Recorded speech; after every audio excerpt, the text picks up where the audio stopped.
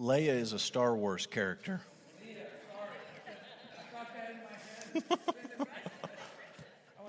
I'm nerdy, but I'm not that nerdy.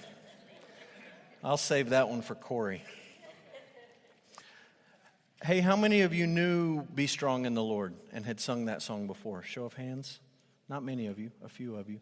How long have you been playing piano in churches? 43 years. And that was the first time you ever played it in church? I feel like I've accomplished something this week. That is awesome. Yeah, that's awesome. So, 2 pieces of paper tonight. We are going to talk about Leah. There's a regular notes, and then there is a genealogy. I'm going to put the genealogy on the screen, and it's going to be as big as I can get it on the screen. It's not super clear, and the words are really small, so I thought I'm just going to print it for you so you can also have it right in front of you, and that may be helpful. So we're going to talk about Leah. How many of you knew, as we jump in and think about Miss Leah, how many of you knew that yesterday was Siblings Day? Any of you guys see that on Facebook? How many of you posted a picture of you and your siblings? I saw a few of you did that. Siblings Day, April 10th. It is not federally recognized as a holiday like Mother's Day or Father's Day is, but some of you will be glad to know that there is something called the National Siblings Day Foundation, and they are working to change that feverishly, lobbying for it to be a real holiday. And my thoughts are, when I read National Siblings Day Foundation, I read, that's Hallmark, lobbying to make it a day so that you and I have to buy one more card. If you don't want to wait on the United States government to get with the program, you can move to northern India. They have celebrated Siblings Day in northern India for over 300 years. So they're old pros at it, and it's a big deal there, so maybe that's your place. How many of you guys, thinking about siblings, how many of you ever watched The Brady Bunch? Everybody's seen The Brady Bunch. There's an episode, and I was going to pull the clip off, and I did not do that. I don't have the clip, so I'm sorry if that disappoints you. You can get on YouTube and see it. There's a clip where the middle sister, Jan, is put out by her older sister, Marcia. And she goes into the room, and she basically takes all of Marcia's trophies down. And Marcia comes up to the room, and all her awards are taken down, and she's like, what in the world? Why did you do this? And so they have the family powwow, and there's this scene where they're in the den, and Mom and Dad Brady sit down with Jan, and they say, what's going on? And she gives this famous line as she's talking about Marcia's so great. She said, Marcia, Marcia, Marcia. Marcia, Marcia, Marcia. She gets all the awards. She gets, everything goes her way. Everybody loves her. And they say, it's not that. It's not like that. They're trying to kind of talk her off the ledge. And then Marcia walks in the room and says, guess what? I just got made editor of the school newspaper. And Jan rolls her eyes. And you just sort of get this feeling like Jan can't win. She just can't win. And she's constantly living in the shadow of her older sister. I thought of a few other folks this week, and I'll just mention 2, but modern day real people who probably have siblings that are frustrated in their shadow. One that I thought of was Jeff Bezos. Jeff Bezos owns Amazon and a lot of other things. He is officially now the world's richest man, although over the last couple of weeks their stock has taken a hit and that's declined a little bit. But as of the time that I prepared this lesson, he was worth a whopping $112 billion, which is an incredible amount of money. And several articles I read suggested that he was more than likely on pace at some point, because of his age, to become the wealthiest man adjusted for inflation in the history of the world. He's got an incredible amount of money. And he also has a brother named Mark and a sister named Christina. And if you are Mark or Christina, I just don't know what you do to top the world's richest man. I don't know how you ever get out from that shadow. He's the world's richest man. The other one I thought of was Michael Jordan. He has 4 siblings. He has 2 sisters and 2 brothers. One of his brothers actually played in the NBA, and he is now employed by Michael in the front office position with the Hornets. He has another brother who is a decorated Army veteran very successful military career. One of his sisters owns a publishing company, which is a pretty impressive thing in my book. But at the end of the day, they're just Michael Jordan's siblings. How do you get out from the shadow of the greatest basketball player, one of the greatest athletes who's ever lived? Some of you are nodding your head because you're thinking about one of your siblings right now, and you're like, I hate that guy. I hate that girl. It's always about them, and parents love them the best, and you're thinking about that. And some of you are thinking, it's good to be on top. That's me. I'm on the top in my family. And so I don't know where you fall in that. But on either side of that spectrum, you can probably relate to Leah. And so let's begin with this quote from James Montgomery Boyce, pastor, 10th Presbyterian Church in Philadelphia. He's passed away. He says this in his commentary on Genesis. 6 of Jacob's sons were born of Leah. It was a great honor and a blessing for her. But Leah was the wife Jacob had not wanted. In spite of his kindness to her, not even her outstanding ability to produce sons could win Jacob's lasting favor. She was a frustrated woman. It's hard not to pity Leah. In fact, we should say more than that. It is proper to pity Leah. For the passage tells us that even God had pity on her by opening her womb and giving her many children. Leah had been guilty of conspiring with her father to deceive Jacob on the night of the marriage. She had been substituted for Rachel, whom Jacob was expecting, and there is no way that could have been done without her willing participation. She probably loved Jacob. She wanted to be married to him. Desires like these turned her from an entirely upright course, but now, in a polygamous marriage, she was to learn the high cost of her deception.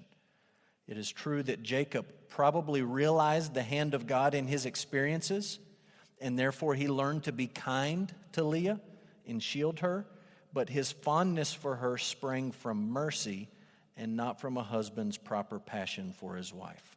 So there's Leah, and she is a fascinating study as we think about heroes in the Old Testament.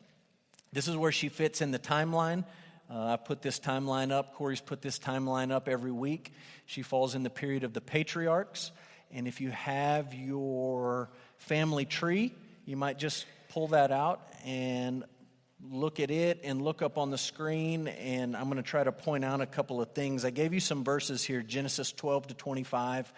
That's the story of Abraham and Abraham and Sarah, and they have a son named Isaac. Genesis 21 to 27 are the story of Isaac and Rebekah, and they have twin sons, Jacob and Esau. And then Genesis 27 to 33 tell the rivalry between Jacob and Esau, and then the rivalry between Laban and Jacob. So that just sort of sets the context, and we'll look at this genealogy for a second. The men are in black, and the women are in red. And the first thing I want you to see is just the first 4 names up at the top below Terah.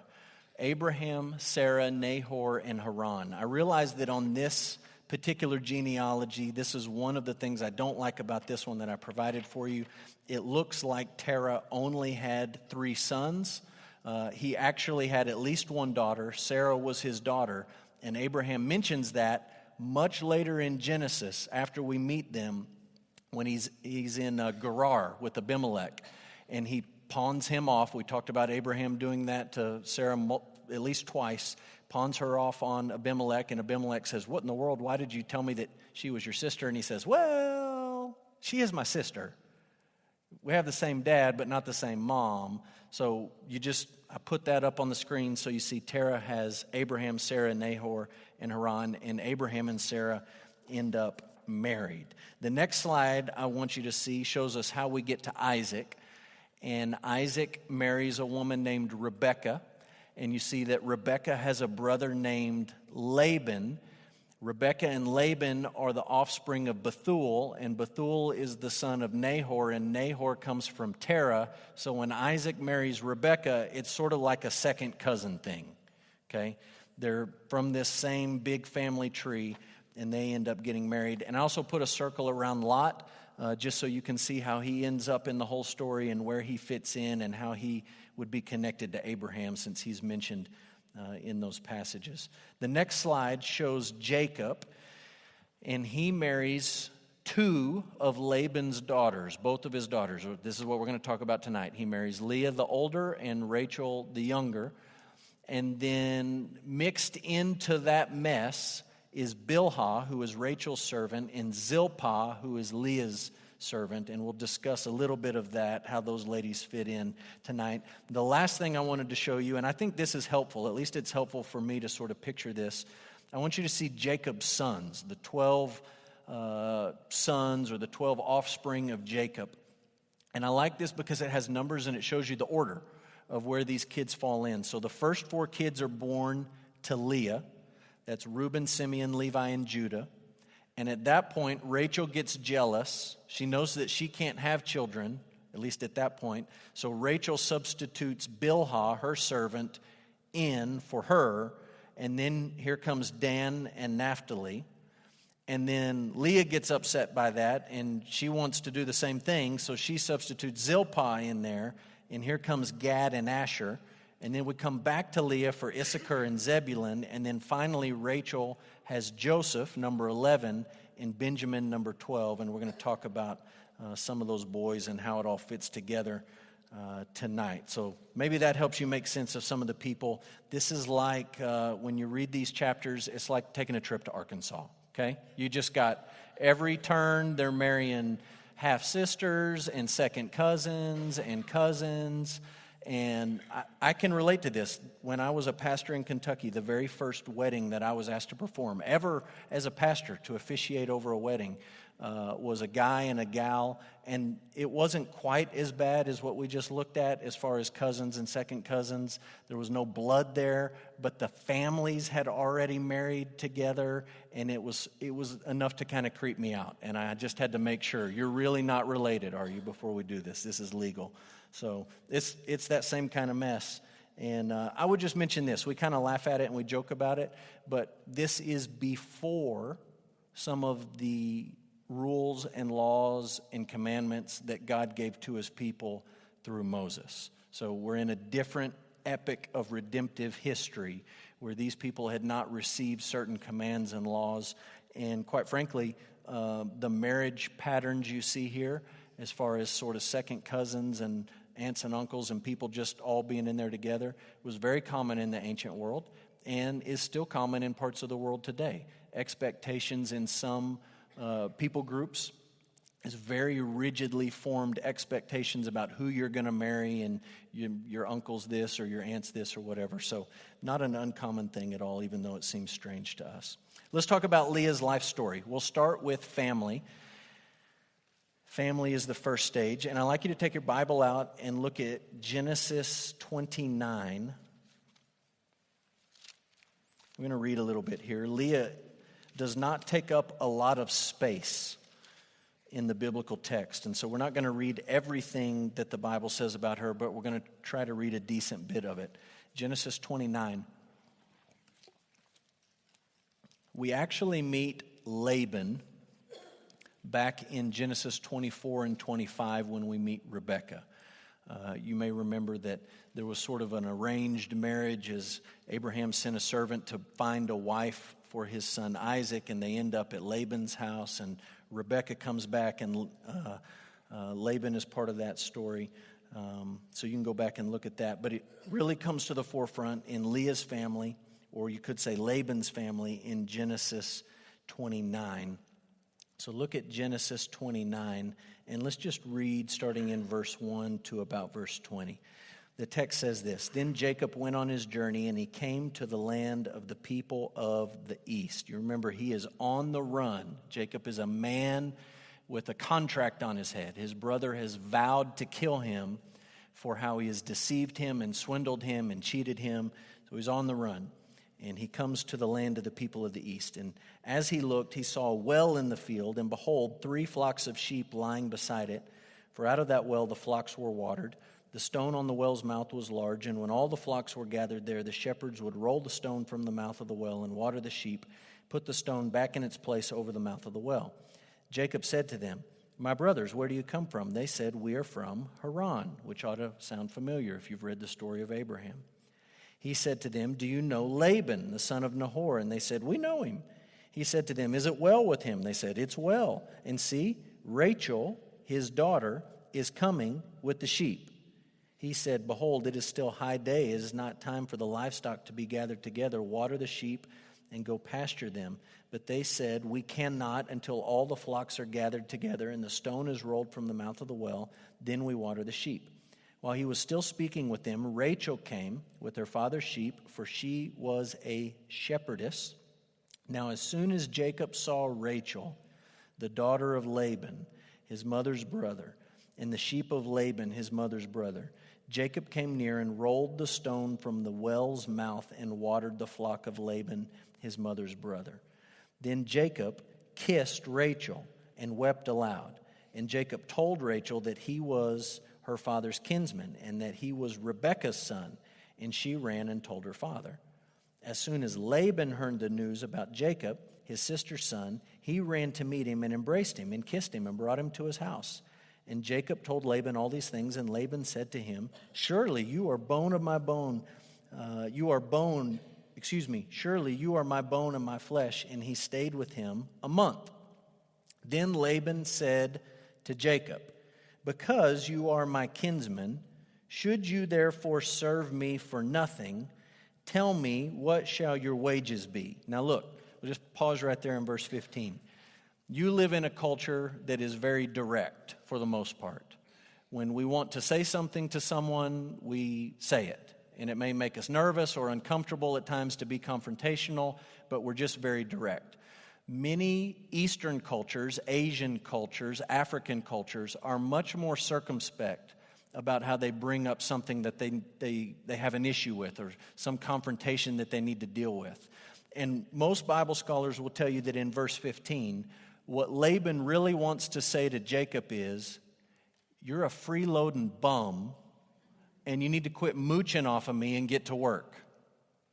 That's kind of how we would say it. Hey, get off the couch, get out of the basement, put the video games down, and go work the sheep. Get out there and make a contribution. That's not how they did things in that culture. And so he sort of comes and he has this question about, well, how much should I pay you? Hint, hint, hint. It's very suggestive here, and it tells you something about Laban, that a month goes by and he's tired of Jacob mooching off of him. Verse 16, Laban had 2 daughters. The name of the older was Leah, and the name of the younger was Rachel. Leah's eyes were weak, but Rachel was beautiful in form and appearance. And we'll just stop right there in verse 17 to talk about that verse for a minute. We talked about Leah several months back when we went through the Little G God series. And one of the things I pointed out in that series is that Leah had weak eyes, or some Bible translations say she had dim eyes, or she was not good at seeing. There was something there, a lazy eye or a disability or something. And several people came to me after that series and said, okay, in my Bible, it says that she had soft eyes or tender eyes. And I think that's in the King James and the New King James. Present a translation that doesn't sound quite as bad as dim eyes or weak eyes. One translation even says that she had no sparkle in her eye. And so some people came and said, well, my translation reads a little bit differently. And I said, well, we're not going to fight about it or argue about it. But I think it's clear in verse 17, however you want to translate this idea that her eyes were weak, there's a contrast being set up. Don't miss the contrast. There's a contrast. Leah looked this way, describes something about her physically, but here's the contrast. This is what Rachel was like. Rachel was beautiful in form and appearance. And so if the contrast is between these two sisters and both of the parts of the verse mention a physical feature, I think it's best to look at that first part and to say that she had a deformity, she had a disability, she wasn't very pretty. However you want to translate that, she wasn't as good looking as Rachel. I think that's what the text is clearly trying to say to us. So let's keep reading. Verse 17, Leah's eyes were weak, but Rachel was beautiful in form and appearance. Jacob loved Rachel. And he said, I will serve you 7 years for your younger daughter Rachel. So remember, we're dealing with the question of wages.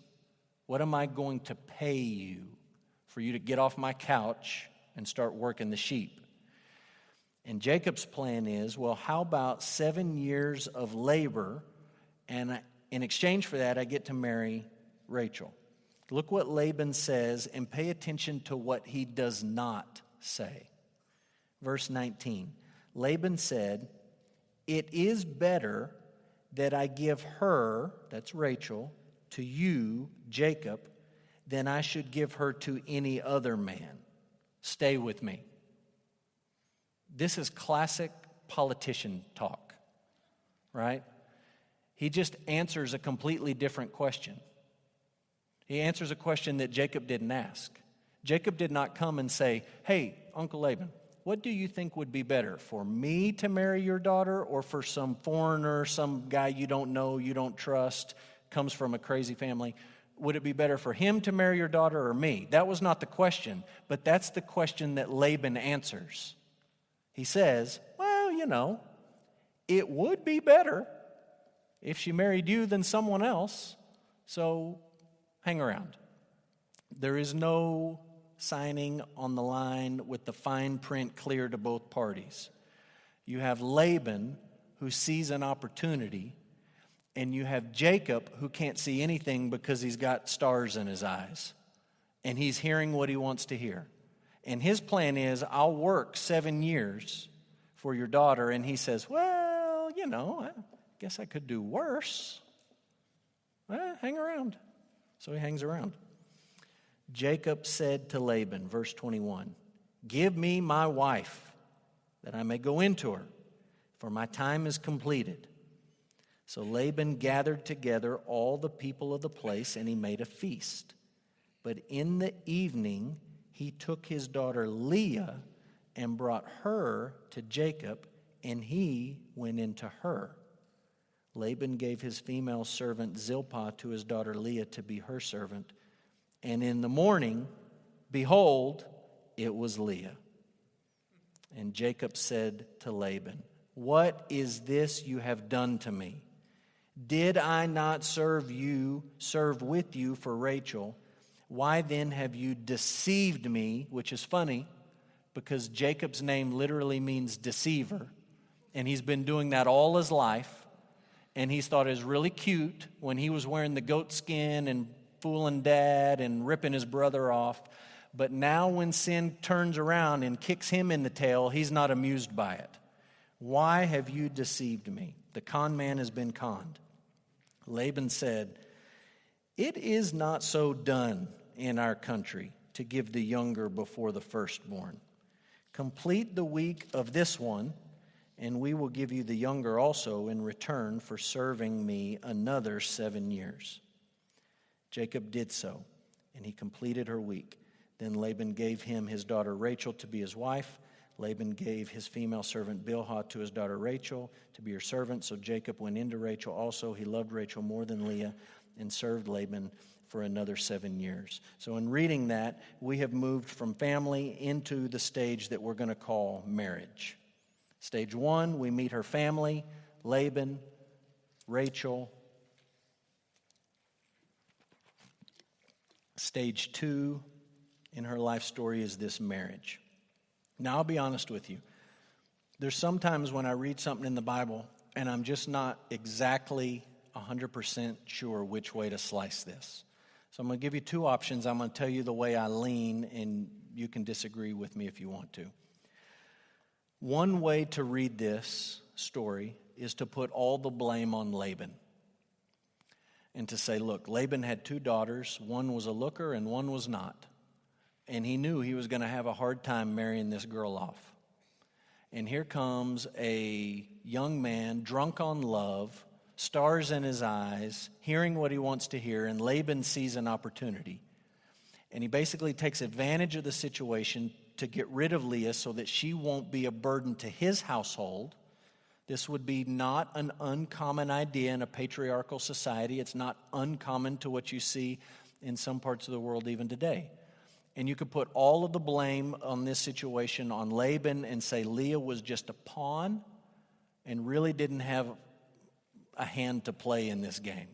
She just sort of is being used by the men in the situation. I think that's possible.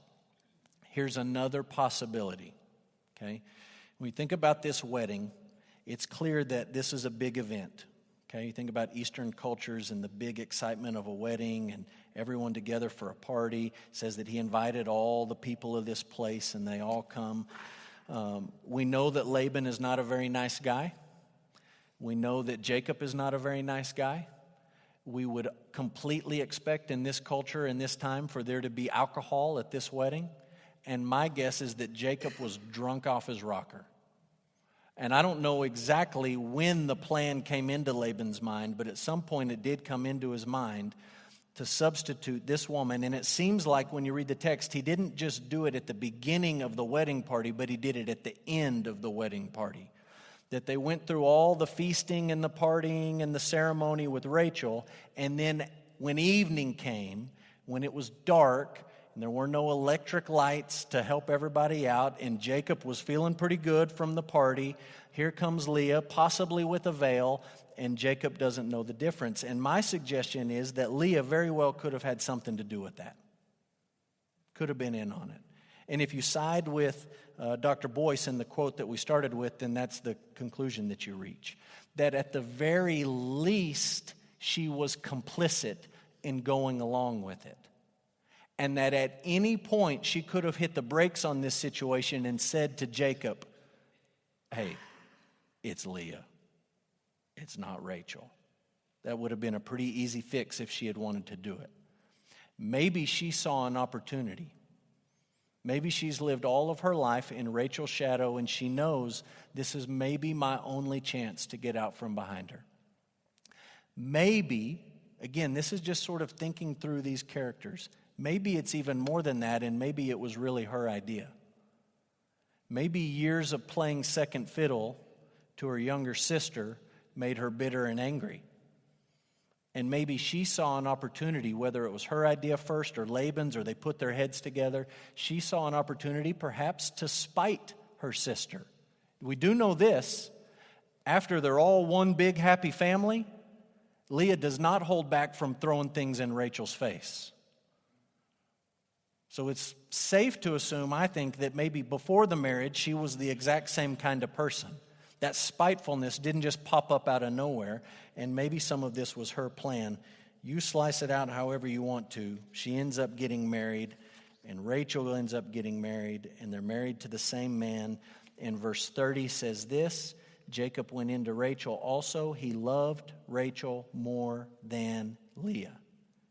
And he served Laban for another 7 years. That's conflict. Right? That's the author of Genesis telling you there's about to be trouble. Because now you got these two sisters, and you've got a rivalry, and you've got a competition, and they're in the same family now, and Jacob loves one more than the other. And you say, where did Jacob learn to be that way? Learned it from his parents, right? Isaac loved Esau because he was a hunter. And Rebekah felt sorry for Jacob because he was always hanging out in the tent, so she took up for him. And his parents took sides and played favorites, and that's all he knew. That's not to let him off the hook. That's just to say the sin of the parents was passed down to the children, 100%. So he loves one more than he loves the other. That next stage that we come to, we'll call children. Children. I'm going to let you read that. It begins in chapter 29, verse 31. It runs through chapter 30. If we could put the genealogy back up, I've zoomed in on part of this. And again, you have it right in front of you. You can see the order. Reuben, Simeon, Levi, Judah. Then we jump to Rachel's servant, Bilhah, and we add Dan and Naphtali. We jump back to Leah's servant, Zilpah, and we add Gad and Asher. Then we go back to Leah for Issachar and Zebulun. And you notice Dinah is listed there. Okay, we'll come back to her in a second. And then over with Rachel, we finally add Joseph and Benjamin. A couple other things I just want to mention quickly on this section of children. There's a couple of strange stories. One story is that the family is traveling. Rachel is pregnant with Benjamin. She goes into labor. She dies in labor, and they bury her on the side of the road. In our minds, that sounds very strange. But there was no funeral home to call. There was no one to embalm her. There was no hope of taking a body with you in the hot Middle East down the road to wherever the family plot would have been. And so they make the best of the situation and they bury her right there. And it's interesting that when Rachel dies, we read a specific story about how she died and where it was and what happened and how they buried her. Leah doesn't get the same treatment. We know that in the end she dies, and way later we pick up a little detail about where she's buried, but she doesn't get the same treatment that Rachel got, which is kind of fitting, right? Because she never got the same treatment Rachel got. Rachel always got the attention. She always got the spotlight. And even in their death, Rachel was in the spotlight and Leah was not. There's one odd story in here. I'll just mention it. We don't have time to really jump into it, but some men come and rape Dinah. And Jacob finds out about it. He finds out that his daughter's been raped, and he doesn't do anything about it. Really strange. And I wish I could tell you why he was so unconcerned about that, or maybe why he was fearful about that. But the text tells us that her brothers took up for her, Simeon and Levi. And I would argue they did a noble thing in sticking up for their sister and bringing judgment on the men who violated their sister. And that comes into play later. I'm gonna put it on pause and we'll come back to that. The last stage is her burial. And I told you that it's not mentioned in the flow of the story. It is mentioned in retrospect.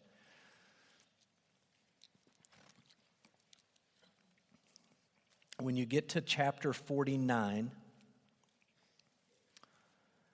Jacob has made his way to Egypt.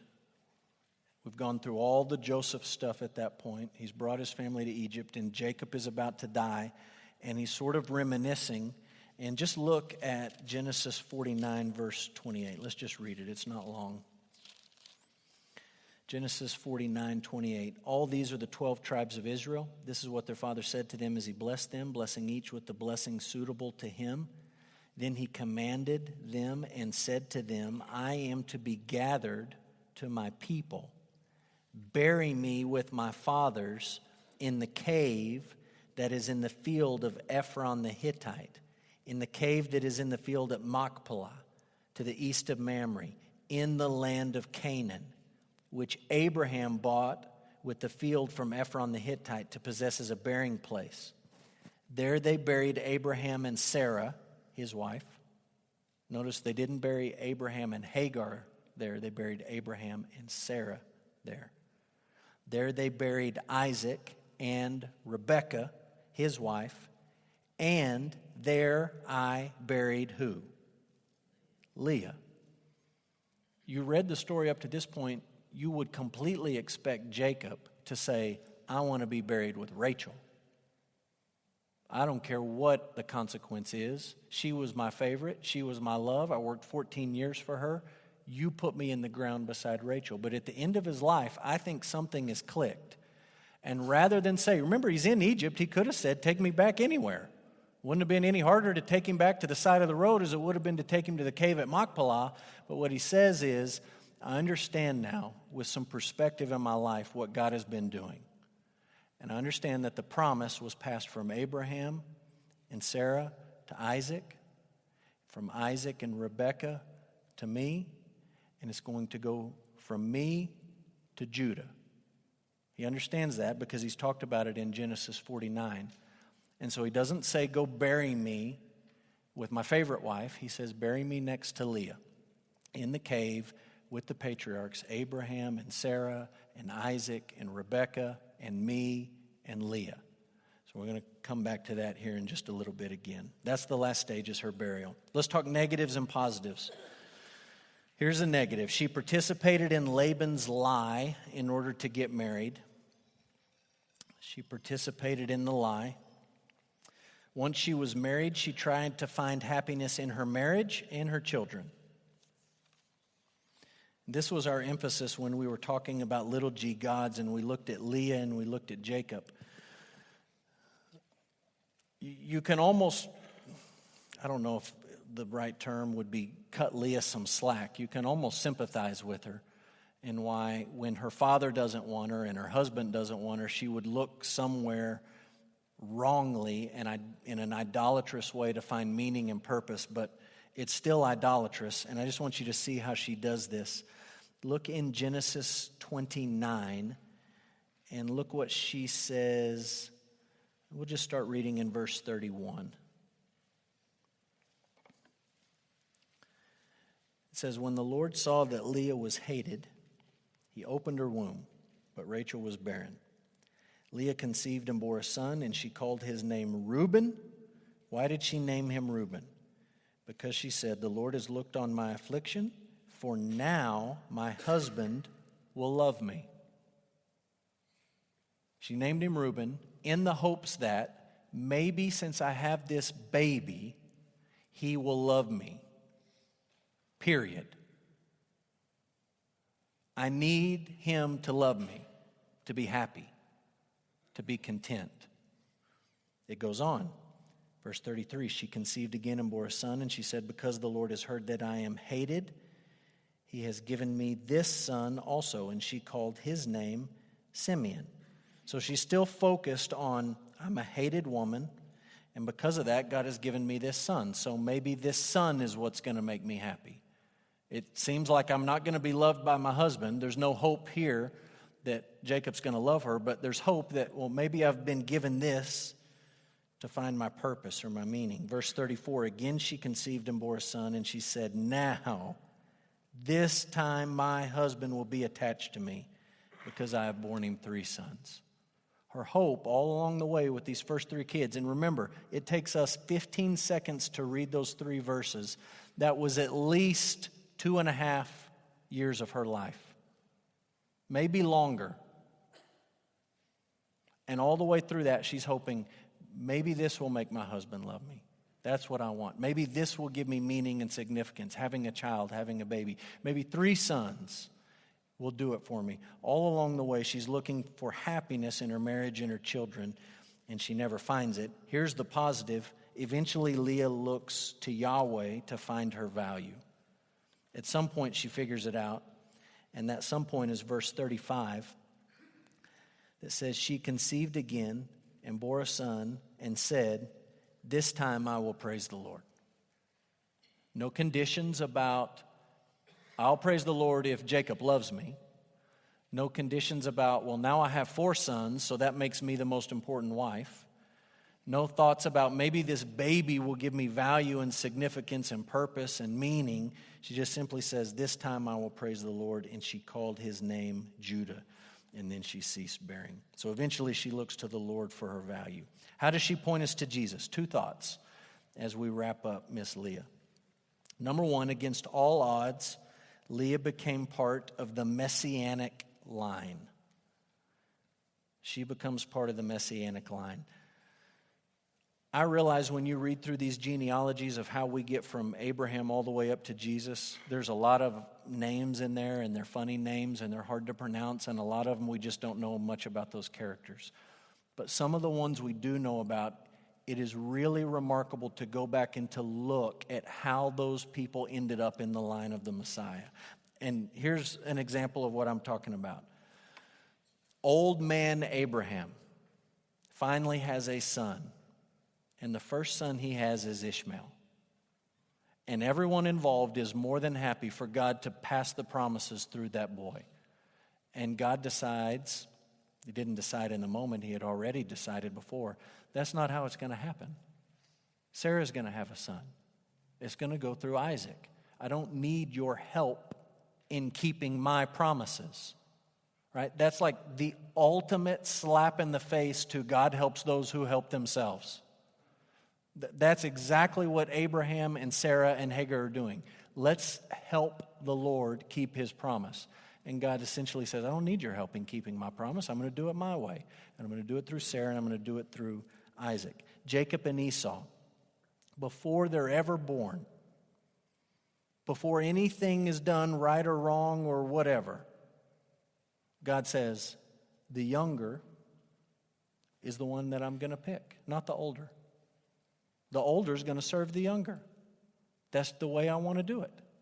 It went against everything that they expected and anticipated. Leah over Rachel. If you're writing this script for Hollywood and you've got a beautiful young lady and then you've got a lady with dim eyes, you go with the looker every time.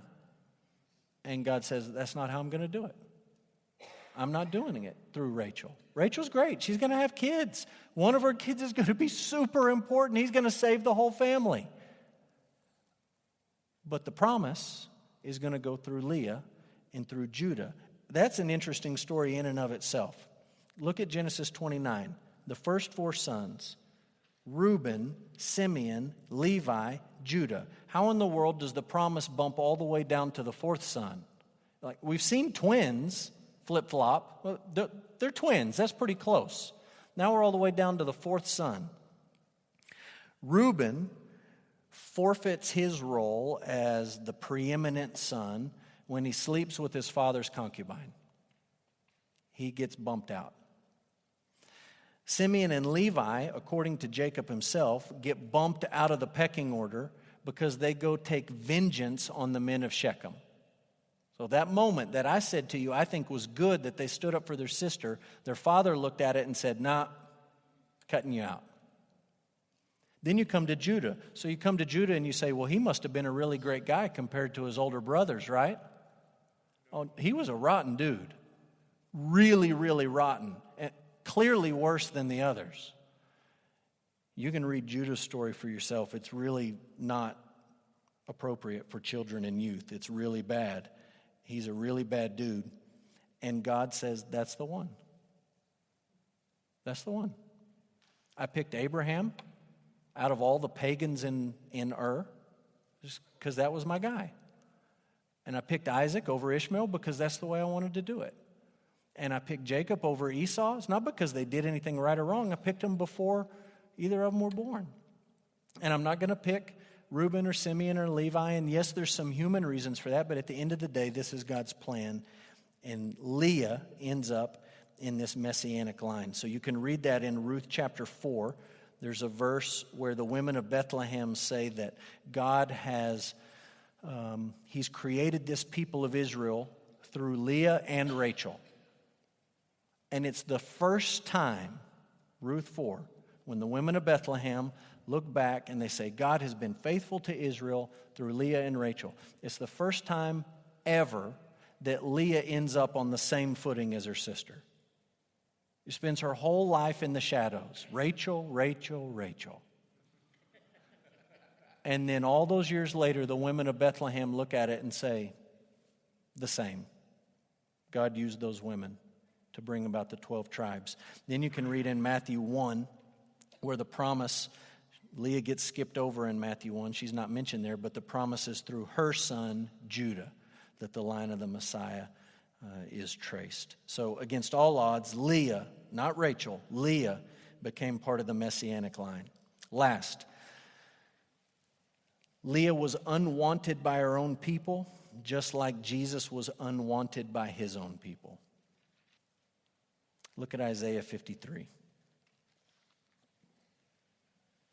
Isaiah 53. Starting in verse 1. Who has believed what he heard from us, and to whom has the arm of the Lord been revealed? For he grew up before him like a young plant and like a root out of dry ground. He had no form or majesty that we should look at him, no beauty that we should desire him. He was despised and rejected by men, a man of sorrows and acquainted with grief, and as one from whom men hide their faces, he was despised, and we esteemed him not. Isaiah 53 is the most clearest Old Testament prophecy about the coming of the Messiah.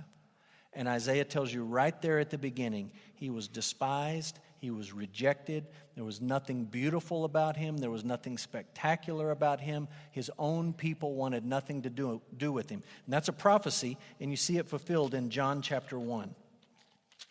John 1, verse 9. We'll start in 9. The true light which enlightens everyone was coming into the world. He was in the world, and the world was made through him, yet the world did not know him. He came to his own, and his own people did not receive him.